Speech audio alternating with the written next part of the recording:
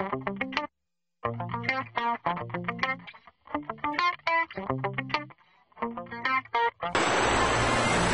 today at Signature Canine, we're going to take a look at our handle collar.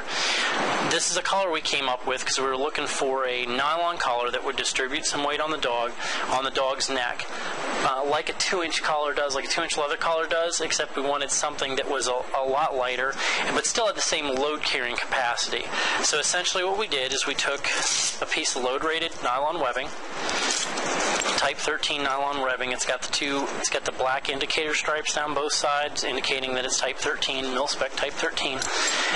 This is a load-rated single-piece aluminum buckle, and essentially it just weaves itself back through. You take it, run it through the collar, run it back through the adjuster, put it to where you want it, close it off, and it's on the dog. It's got a handle built into the top of it, and it's one of our standard low pro handles.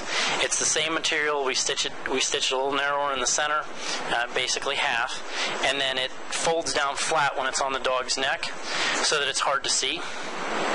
And it's hard to, people don't notice it to grab it. You don't see it to grab it. It doesn't stand up. But if I want to grab it, all I have to do is get my fingers underneath it, and poof, it'll come up off the dog, and I can use it. The other thing we've got is we've got our load-rated V-ring here that's stitched into the collar underneath the handle. It's box stitched, and then it's bar tacked. And essentially what that does is it gives us the ability to pull flat with the collar, as opposed to most rings you'll see go this way in a collar. And on a nylon collar, what that does is it's prone to twist in the collar like this when you pull on it. So if I pull on it this direction, it twists my collar like that. Now it still loads okay in the front, and leather's better at that. You can have a ring going this way with leather because the leather's so much stiffer. It doesn't want to let itself rotate so much. Where nylon, you can take it and just fold over. Where this, as I pull on it, you can see the collar actually maintains being flat even if it's pulled at an upward angle. So I still maintain the basic shape, flatness of the nylon, which spreads out load better, as opposed to this, which twists down into my dog's back, the back of my dog's neck when I load it. Where this, when I run it flat, all the loads transfer to the front of his neck, where he's got the most strength and power. And I can pull on this in about any direction I want, and this is going to conform to his neck. If I pull straight back, it rolls out a little bit across his shoulders and pulls like if I'm tracking or I'm on a long line. If I'm on a 6-foot leash and it goes up a little bit, you can see the load pulls just a little bit higher, but it doesn't particularly change the amount that it distributes weight across his neck as much as a piece that goes this way.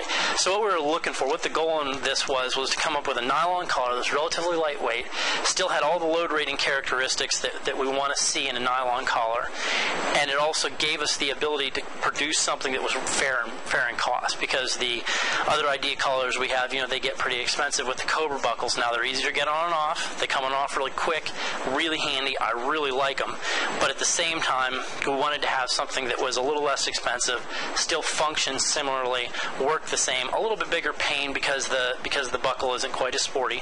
But at the same time, it gives us the ability to put all this stuff together into a nice package that's again fair on the money.